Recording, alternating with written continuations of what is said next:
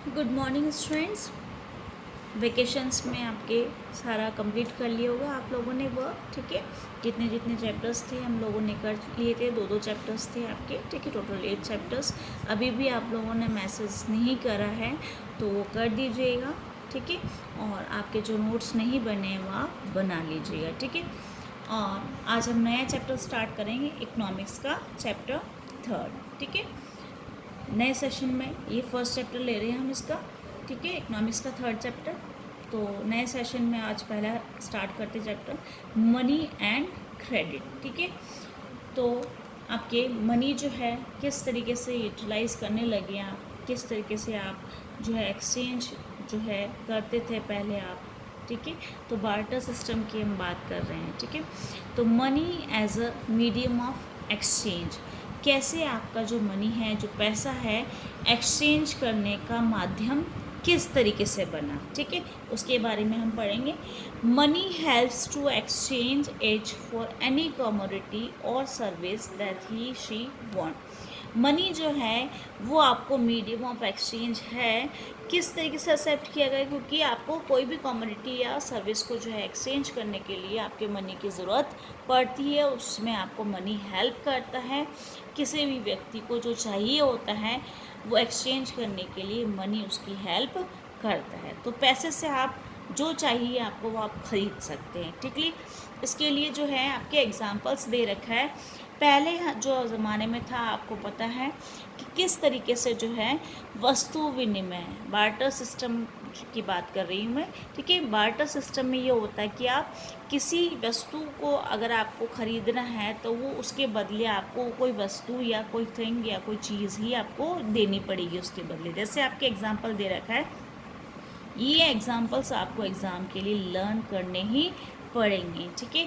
तो ये examples, 2-3 examples आपकी बुक्स में दे रखे हैं। एग्ज़ाम में आपके वेरी शॉर्ट क्वेश्चंस में इस तरीके से बार्टर सिस्टम के बारे में पूछा जाता है।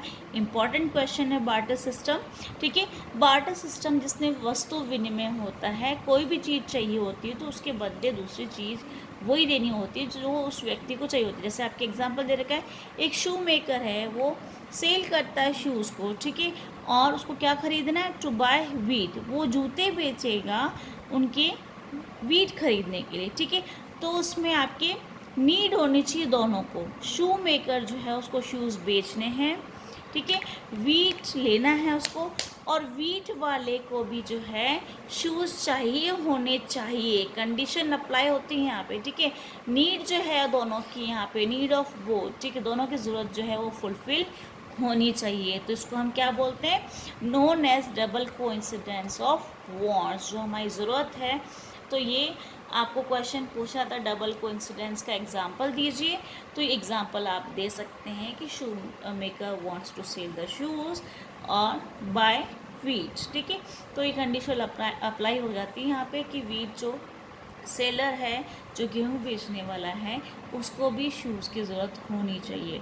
तो ये प्रॉब्लम आपके क्रिएट हो जाती है यहाँ पे, ठीक है। इसके लिए हमने जो है आपके मनी को जो है, पैसे को जो है एक मीडियम ऑफ एक्सचेंज जो है अपनाया, ठीक है। क्योंकि ज़रूरी नहीं है कि आपके इस तरीके से एग्जांपल्स अगर दे, अगर उसको ज़रूरत ना हो वीट की, किसी और वस्तु की, किसी और चीज़ की उसको ज़रूरत हो, तो फिर वो उसका इंतज़ार ही करता रहेगा, ठीक है।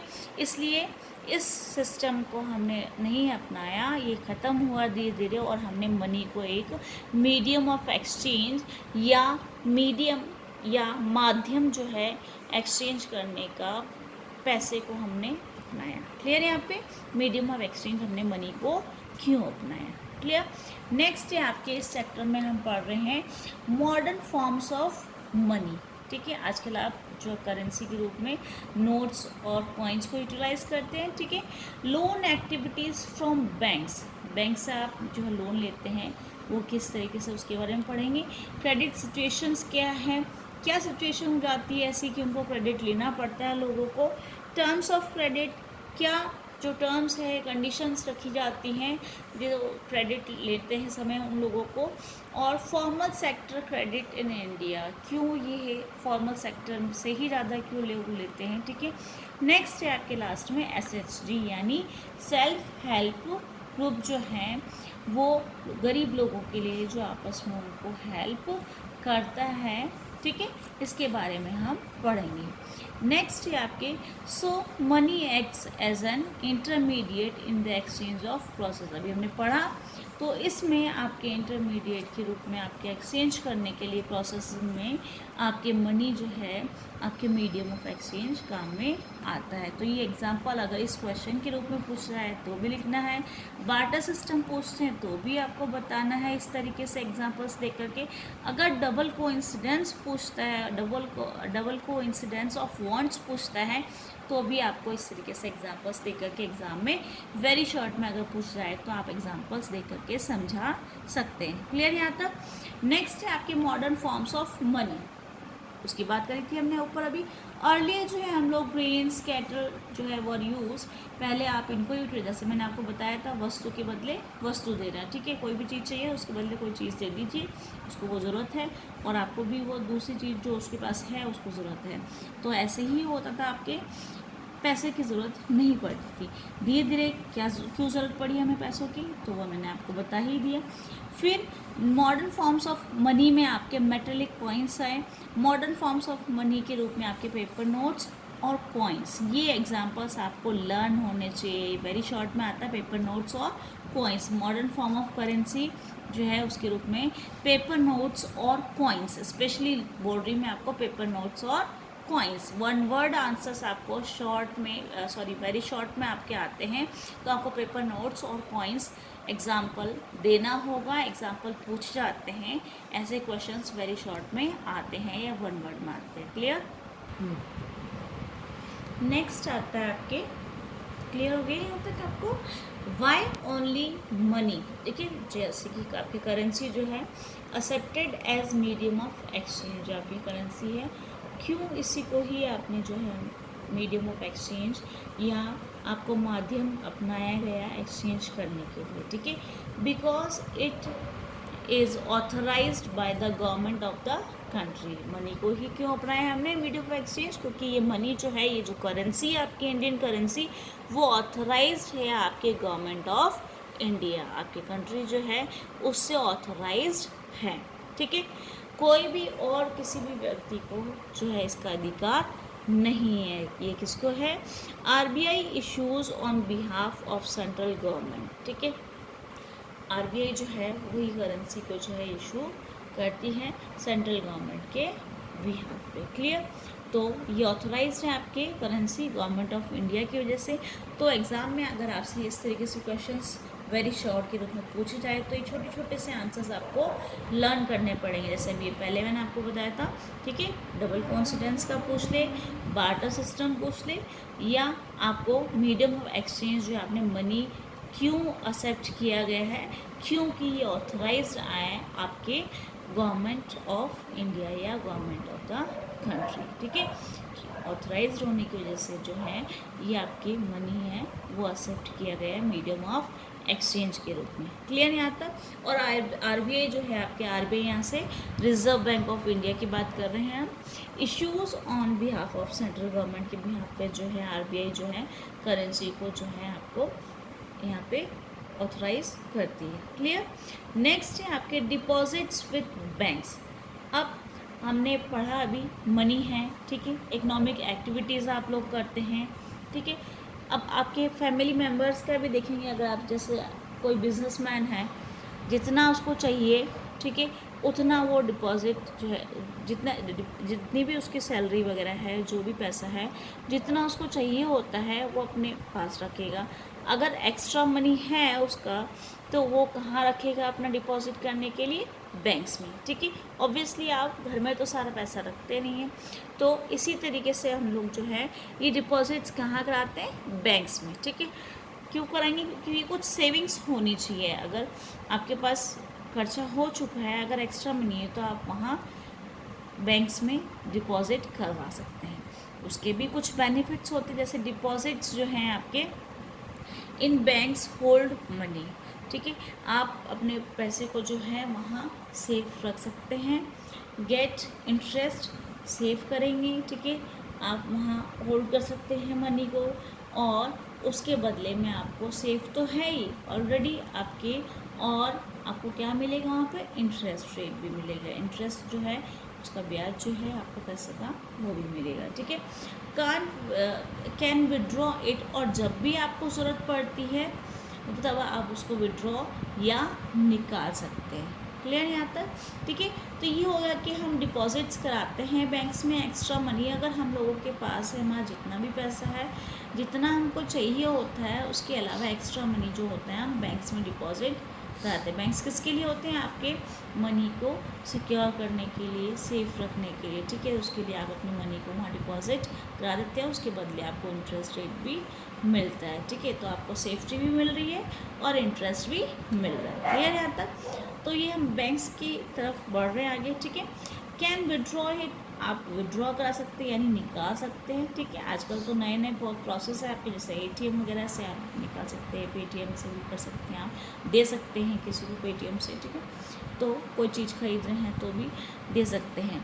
नेक्स्ट है आपके कैन बी ऑन डिमांड, अगर कोई डिमांड की जाती है, जैसे कॉल डिमांड डिपॉजिट जिसको हम कहते हैं, आप जो हैं कोई जैसे आपको कुछ पेमेंट देना हो तो वो आप डिमांड के ड्राफ्ट्स के या डिमांड डिपॉजिट्स के थ्रू दे सकते हैं। नेक्स्ट है आपका जैसे payment as cheque instead of cash, तो यानी आप इस तरीके से डिमांड जो आपके डिपॉजिट्स होते हैं उसमें आप पेमेंट अगर आपको किसी को करना है चेक से, ठीक है, sorry as cheque instead of cash, आप पेमेंट कर सकते हो चेक से भी कैश के बजाय, ठीक है। नेक्स्ट है इट कैन बी यूज, तो इसके लिए आप ये जो है उसको यूटिलाइज कर सकते हैं डिपॉजिट्स को। नेक्स्ट है आपके बैंक्स में लोन एक्टिविटीज़ का, ठीक है। तो आपके जो है चेक के बारे में भी आपको बुक में जो है दे रखा है, किस तरीके से प्रोसीजर होता है बैंक्स में जाने के लिए। उसके बाद चेक जो है उस पर क्या क्या नेम लिखा होता है यूज़र का, ठीक है। अकाउंट होल्डर होना चाहिए, जिसको आप चेक देने वाले उसका भी होना चाहिए, कितना आपको पे करना है, ये सब जो है आपका एक चेक का फोटोग्राफ आपकी बुक में दिया गया है, ठीक है। तो ये सब बैंक के प्रोसीजर्स हैं, वो आपको फॉलो करने होते हैं। नेक्स्ट है आपके लोन एक्टिविटीज़। लोन एक्टिविटीज़ जो हैं वो बैंक्स किस तरीके से लोन देती है, उसके लिए आपको कोलेट्रल जो है, कुछ रूल्स और रेगुलेशंस होते हैं। कोलेट्रल जो होता है वो ज़रूरी होता है, यानी उसके बिहाफ पे वो आपको बैंक जो है लोन देती है या क्रेडिट दे सकती है, आपको जो है ऋण दे सकती हैं, लोन दे सकती है। ये एक्टिविटीज़ जो हैं लोन देने के लिए जो है वो कोलेट्रल ज़रूरी है, क्योंकि जो आप देते हैं उस कोलेट्रल के रूप में आप किसी भी जो है चीज़ को आप गिरवी रखना, जिस तरीके से आप रखते हैं, या क्योंकि वो इसलिए रखते हैं सिक्योरिटी के रूप में। कल को अगर आपने लोन ले लिया है और आप नहीं चुकाएंगे तो बैंक के पास कुछ वो सेफ रखते हैं, ताकि आप से जो वो इंटरेस्ट या जो भी मनी आपने बैंक से लिया है वो उसको ले सके, ठीक है। तो कोलेट्रल, तो इसी वजह से हम जो है आगे इस चैप्टर में पढ़ेंगे कि किस तरीके से फॉर्मल और इनफॉर्मल सेक्टर्स जो होते हैं, हमने पहले वाले चैप्टर्स में पढ़े हैं फॉर्मल और इनफॉर्मल सेक्टर। तो क्यों लोग जो हैं किस सेक्टर से ज़्यादा जो है लोन लेते हैं, उसके बारे में हम कल पढ़ेंगे, ठीक है। तो वापस हम इसको रिकॉल कर लेते हैं एक बारी, आज हमने जो पढ़ा है।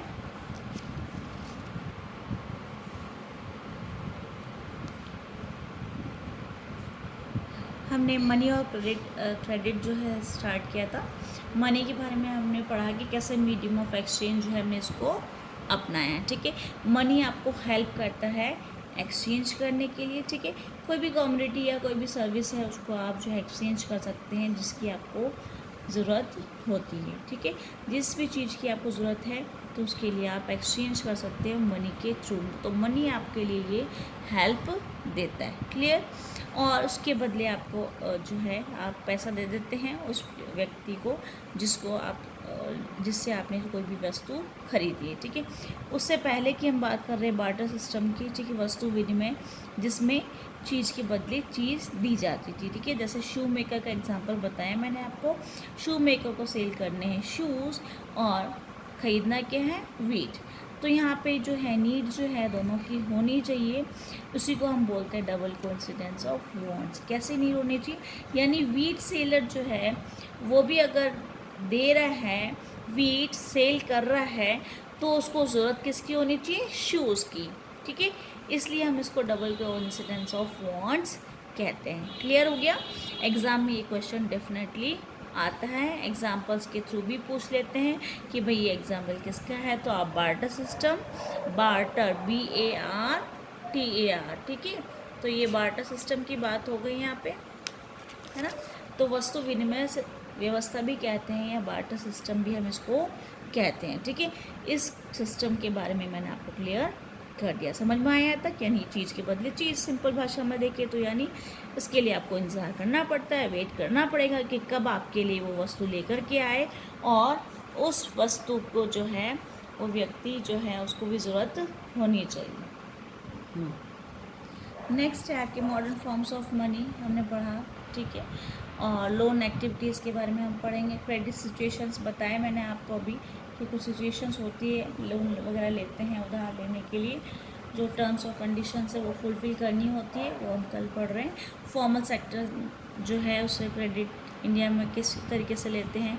SHG जो सेल्फ हेल्प ग्रुप्स जो हैं उसके बारे में हम पढ़ेंगे, जो आपस में हेल्प करते हैं, ठीक है। वो आपके नेक्स्ट जो है आपके मनी जो है वो आपके इंटरमीडिएट के रूप में काम में आता है। और जो मॉडर्न फॉर्म्स ऑफ मनी, जिसमें आपने पेपर नोट्स और कॉइन्स के बारे में पढ़ते हैं। पहले क्या था, आपके ग्रेन्स वगैरह आप यूटिलाइज करते थे, फिर उसके बाद मेटलिक कॉइन्स वगैरह आने लगे, और मनी जैसे हमने नया मॉडर्न फॉर्म में पेपर नोट्स और कॉइन्स का आपको क्वेश्चंस आते हैं, उसके बारे में। नेक्स्ट है आपके, हमने पढ़ा क्यों आपने मीडियम ऑफ एक्सचेंज के रूप में मनी को अपनाया, क्योंकि ये ऑथराइज्ड है आपकी गवर्नमेंट ऑफ इंडिया के द्वारा, या आपकी कंट्री की जो गवर्नमेंट है उसके द्वारा ऑथराइज्ड है, ठीक है। सिंपल सा आंसर आपको देना होता है। RBI जो है वो इशू करती है behalf of the central government, ठीक है। और ये डिपॉजिट्स जो हैं आप अपने बैंक्स में कराते हैं, जो एक्स्ट्रा मनी है आप लोगों के पास वो बैंक्स में डिपॉजिट करा देते हैं, वो सेफ भी रहता है, इंटरेस्ट आपको मिलता है, विड्रॉ भी कर सकते हैं। जब कोई डिमांड ड्राफ्ट्स वगैरह हो जाए, डिमांड डिपॉजिट्स के रूप में जो है आप उसको दे सकते हैं। क्लियर। पेमेंट जो है अगर आपको as cheque instead of cash, cash के बजाय आप चेक के द्वारा जो है उसको पेमेंट कर सकते हैं, ठीक है। नेक्स्ट आपके मैंने अभी बताया आपको लोन एक्टिविटीज़ के बारे में, हम कल उसको क्लियर करेंगे।